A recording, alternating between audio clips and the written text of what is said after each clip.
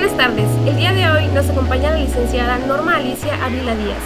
Ella es tamaulipeca y policense junto con 14 años de experiencia laboral.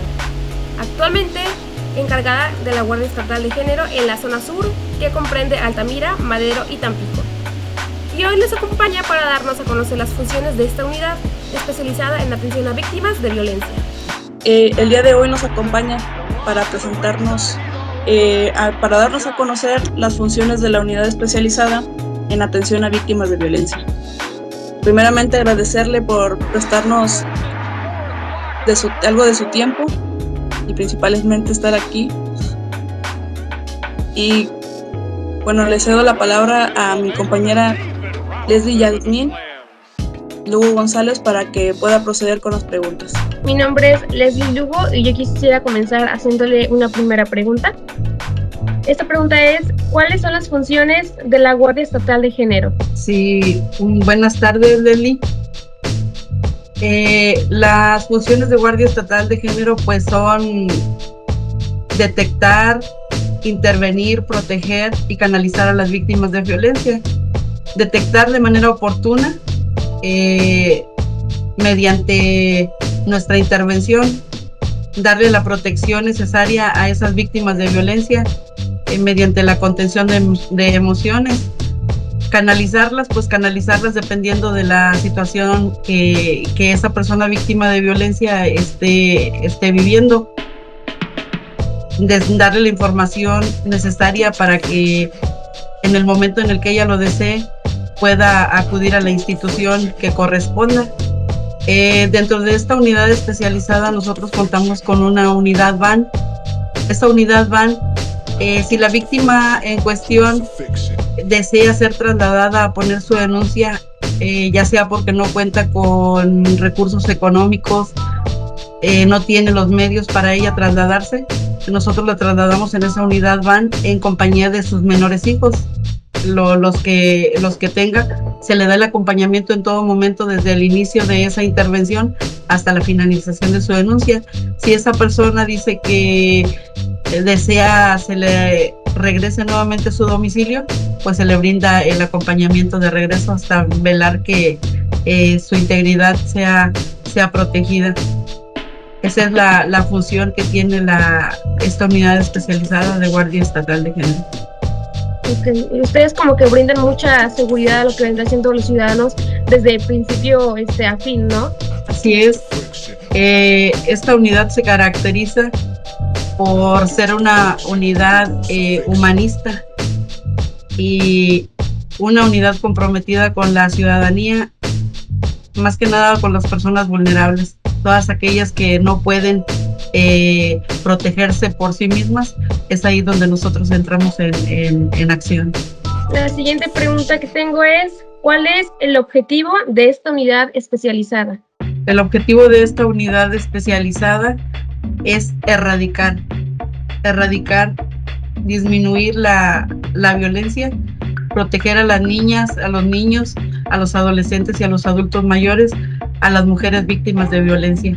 Y en esta intervención, pues nosotros invitar a la ciudadanía a que levanten la voz y puedan poner su denuncia. Ese es el objetivo principal, la protección a las personas vulnerables. Okay. Muchísimas gracias por su respuesta. Ahora quisiera cederle la palabra a mi compañera Ariadna Zúñiga. Para continuar con la siguiente pregunta, es: ¿dónde se presenta la violencia? Pues la violencia se presenta en la pareja, en la familia, en la comunidad, en el trabajo, en los espacios públicos, en la escuela, en el deporte. Los tipos de violencia que se viven pues son la violencia verbal, el acoso, puede ser la violencia psicológica dependiendo en qué lugar se encuentre. Por ejemplo, digamos la violencia laboral. Si tú te encuentras en un trabajo y tu jefe o tu encargado te satura o te carga de trabajo para que tú te presiones y te da más cargas de lo normal, ahí estamos hablando de una violencia o acoso laboral. de alguna violencia de pareja. En ese tipo de violencia, pues digamos que va desde la forma en la que se expresa la pareja, cómo te trata, si te violenta, de qué forma, que te esté hostigando todo el día con el teléfono, por ejemplo, vigilando dónde estás, qué es lo que haces, por qué no le contestas rápido. Si de pronto te evidencia o te ridiculiza delante de las demás personas, pues ahí es una violencia tanto psicológica como verbal. Entonces la violencia se presenta en diferentes ámbitos, como te lo digo, en la escuela, el trabajo, los establecimientos públicos, digamos en una plaza, pues si ahí te está gritando tu pareja, pues ahí te está violentando en un espacio público. Sí, es en ese tipo de lugares donde se presenta. En la familia, dentro del hogar, la violencia, pues desde que papá le grita a mamá, desde que le pide las cosas de mala manera y no se las pide por favor. Entonces ahí se está viviendo ese tipo de violencia verbal que pues va en ascendencia, que empieza con una violencia verbal, genera una violencia psicológica y puede caer en una violencia física y desencadenar a través de la violencia otro tipo de cuestiones dentro de esa familia. Gracias. Hay cuenta que, pues sí, o sea, más que nada depende del caso en el que se encuentre, pues en este caso la víctima o cosas así, o sea, porque sí, pues la víctima que está sufriendo esa violencia. Así es, y es bien importante que las personas conozcan los tipos de violencia y de qué manera se dan, porque a través de ese conocimiento, pues ellos ya tienen herramientas para defenderse y de esa manera, pues, hacer lo correspondiente. Cuando atienden algún reporte de violencia, ¿cuál es el procedimiento que utilizan? Pues nosotros por lo general los reportes los recibimos a través del C5, ¿no? Que es por medio de los números de emergencia, que es el 911. El protocolo que nosotros seguimos, pues primero el de inmediatez. Acudir de manera rápida al lugar en el que se acaba de reportar. Sí, el 911 te dice en tal colonia, en tal lugar, el usuario reporta que hay violencia, que quien reporta es un menor de edad y dice que el papá le está pegando a la mamá. Y nosotros como autoridad tenemos que llegar rápido, primero que nada, corroborar que realmente el hecho reportado a través del 911 sea verídico. Entrevistar por separado. Nosotros tenemos un protocolo de intervención, entrevista por separado tanto al agresor como a la víctima, las personas que están siendo involucradas en esa situación. Los entrevistamos por separado, ¿por qué? Porque cuando la víctima de violencia, digamos en este caso es una mujer, el agresor por lo general las tiene controladas, incluso con una simple mirada. Si la autoridad está presente y empiezas a entrevistar a la femenina y está el agresor presente, pues con la pura mirada le está diciendo, sí, atrévete a hablar para que veas lo que va a pasar después, que la autoridad se vaya. Entonces es bien importante utilizar ese protocolo de actuación de separación en la entrevista, porque la víctima tiene toda la confianza y toda la libertad de expresar lo que realmente está ocurriendo en ese hogar. Entonces ahí la víctima determina si desea poner una denuncia, si quiere que solamente se retire el agresor en ese momento y posterior ella ir por sus propios medios a poner su denuncia, dependiendo del caso que se presente. Sí, más que nada, pues, hay cuenta ofrecerle, pues, que tenga esa confianza y que se sienta segura para poder así tomar su declaración y todo eso, ¿verdad? Sí, es, nosotros como unidad especializada, desde que nos presentamos, desde que llegamos a ese lugar, una de las cosas que marca ese protocolo es presentarnos, yo darle mi nombre a la víctima y para que ella se sienta confiada y a su vez ella pueda darme su nombre también. Y en ese sentido la voy conduciendo, digamos, a veces dependiendo cómo esté la víctima. Si la víctima está tranquila, pues se le toma del brazo y se le conduce a un lugar donde ella se sienta en libertad y se sienta segura. Si la víctima está muy alterada, pues es importante nosotros solamente observar y dejarla que ella se desahogue y posteriormente nosotros actuar. Entonces es bien importante que nosotros sigamos ese protocolo que nos marca cómo nosotros debemos de intervenir para darle una confianza a la víctima y de esa manera nosotros poder interactuar con ella. Ok, serían todas las preguntas. Muchísimas gracias. Y la dejo con mi compañera Katy. Muy buenas tardes, soy Katy Alexandra y las preguntas que a mí me gustaría hacerle serían: ¿qué estrategias se llevan a cabo para la prevención de la violencia? Y nosotros las estrategias que utilizamos son la prevención a través de los recorridos de seguridad y vigilancia para poder, si en esos recorridos detectamos algún tipo de violencia, pues poder intervenir.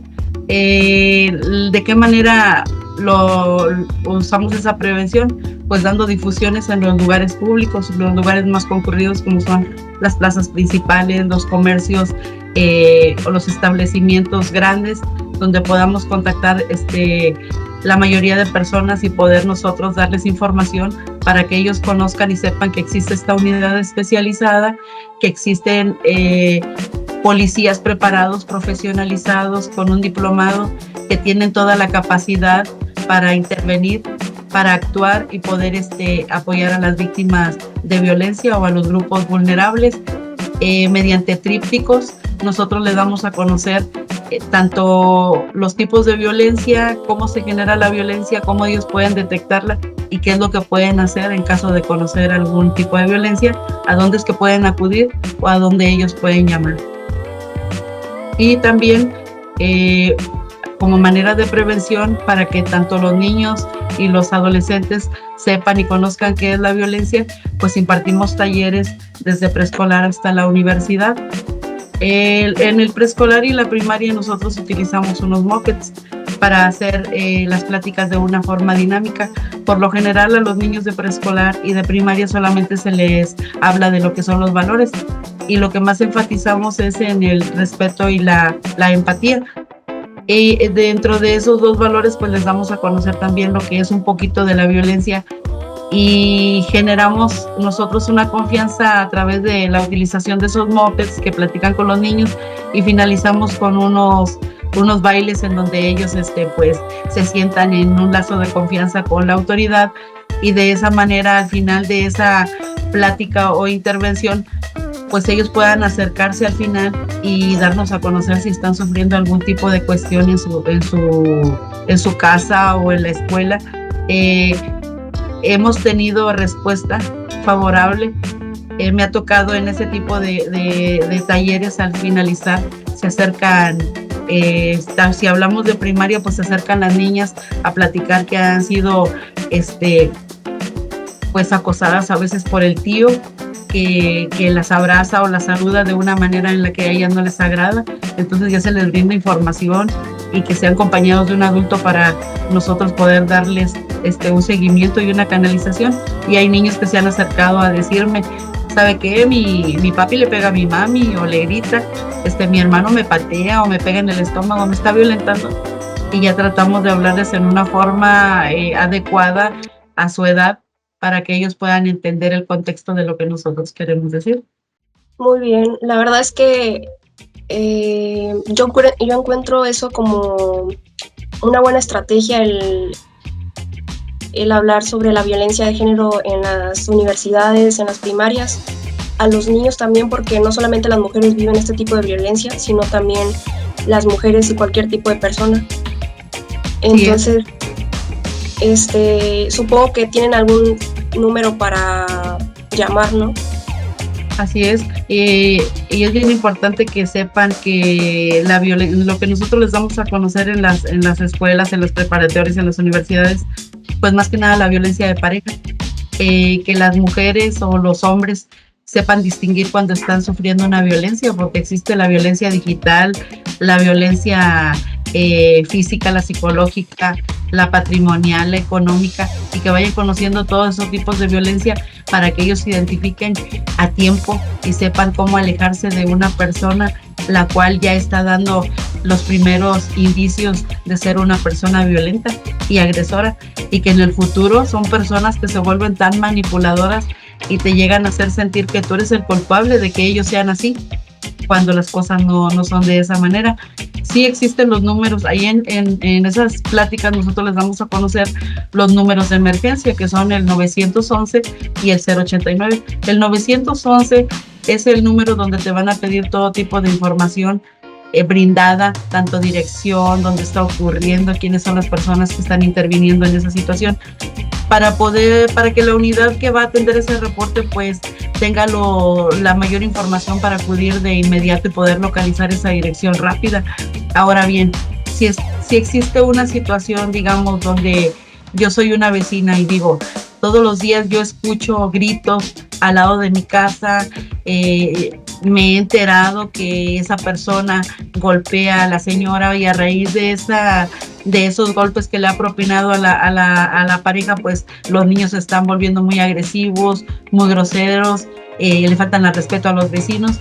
Pues es importante que sepan que si ustedes no quieren tener algún problema, dicen yo no me quiero ver involucrado, que no digan que yo soy quien hizo la llamada y me estoy metiendo en problemas, entonces yo marco al 089, que es de manera anónima.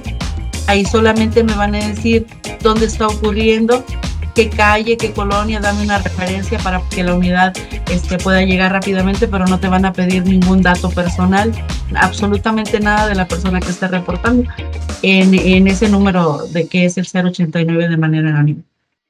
Me parece muy bien también ese tipo de estrategia porque hay muchas personas que no se animan a denunciar por miedo a que el agresor intente hacerles daño por llamar. Entonces, el hacerlo de forma anónima nos crea más confianza en hacerlo. Así es, y también es bien importante que sepan que los números de emergencia son precisamente eso, son para una emergencia, porque hay muchas personas que intentan hacer bromas, ¿sí? Entonces es bien importante que sepan también que ya se castiga a cualquier persona que haga ese tipo de llamadas de broma. Porque es importante que conozcan y sepan que no se debe de jugar con esos números, porque si una persona que está llamando al número 911 y está dando un llamado falso, pero hay una persona que está intentando llamar porque realmente está viviendo una situación delicada, estamos obstruyendo ese número de emergencia y realmente a otra persona sí le está pasando una situación mala y tú quitaste de que esa unidad se moviera a atender un número de falsa alarma y dejó de atender una emergencia que realmente se requería la unidad. Entonces es importante que utilicemos esos números con responsabilidad, con madurez, que sepamos cuándo utilizarlos y cuándo no. Esos números no son para jugar, esos números son para que las personas que están en una situación vulnerable o de riesgo pues puedan recibir una atención inmediata. La siguiente pregunta que me gustaría dar sería, ¿qué hacer si conocemos algún caso de violencia? Pues primero es conocer bien esa situación, darme el tiempo de indagar y de ver si es verídica. Y si es verídica, pues pueden llamar al número 911 o pueden en ese número 911 decir que quieren ustedes que acuda la unidad de género. Y esa unidad de género pues va a ir por medio de esa llamada va a acudir a atender ese reporte. Y si ese reporte involucra a niños, pues entonces esta unidad especializada se comunica inmediatamente con la Procuraduría en Protección a las Niñas, Niños y Adolescentes y se presenta de manera personal el DIF con un multidisciplinario que se compone de psicólogos, de abogados, de médicos, que a través de una entrevista van a corroborar ellos si ese hecho es verdadero. Digamos que hay unos niños involucrados, que el reporte que hizo una persona que es un vecino dice, no, pues esos niños están siendo golpeados, están siendo maltratados. Entonces nosotros como unidad especializada le damos vista al DIF.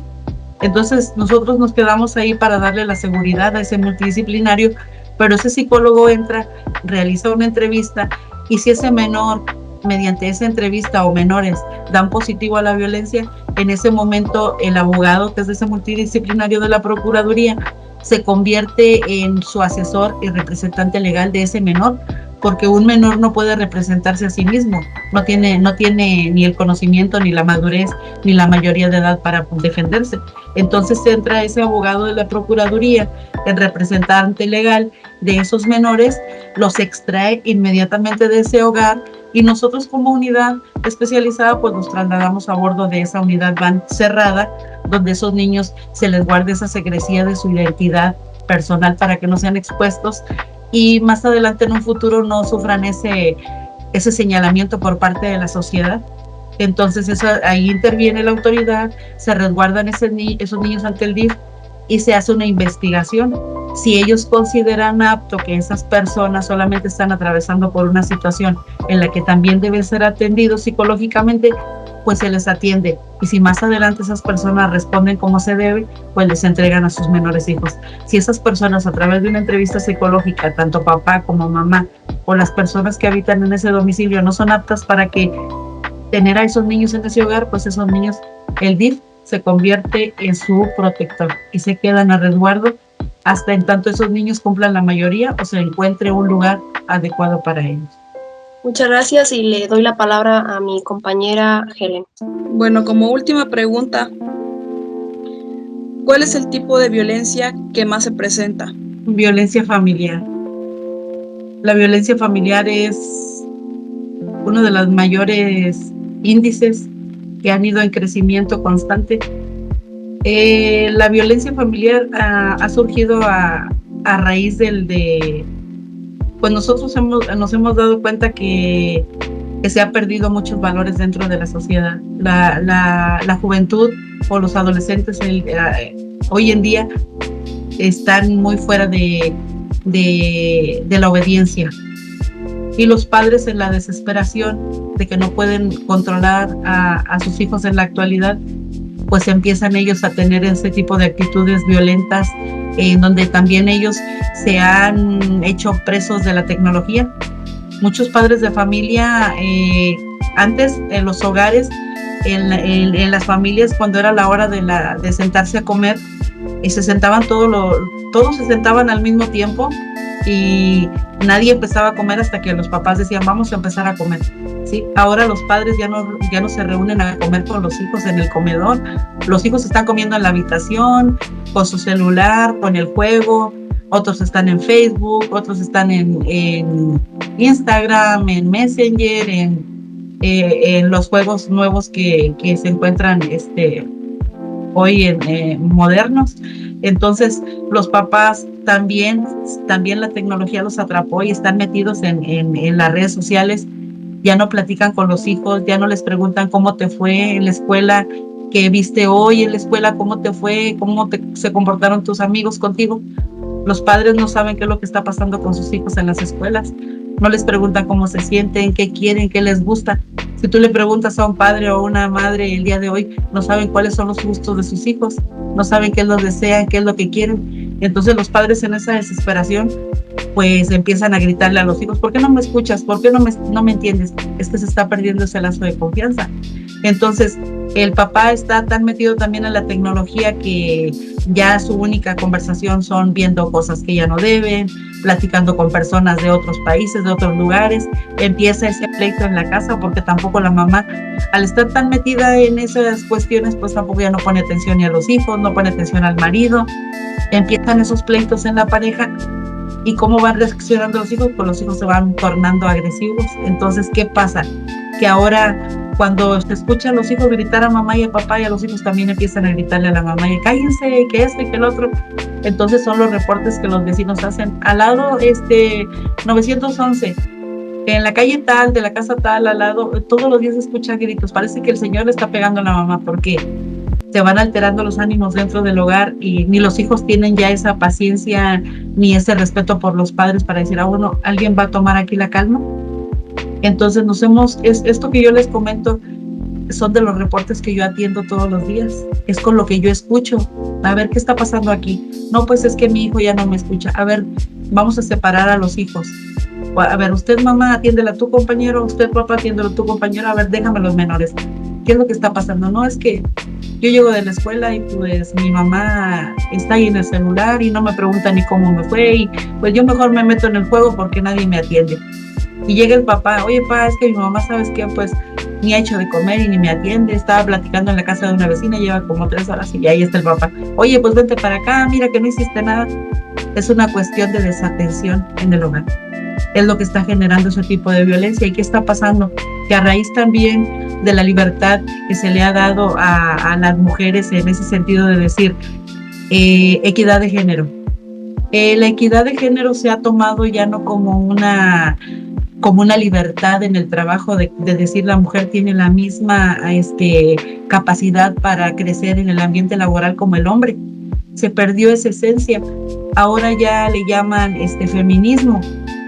Y el feminismo se está confundiendo y las mujeres piensan que deben ser agresivas, que deben de golpear a los hombres, que deben de maltratar a los hijos, que deben de andar rayando las paredes, haciendo cosas, que deben de tomar, que deben de fumar, que deben de andar con uno y con otro hombre porque ellas también tienen libertad.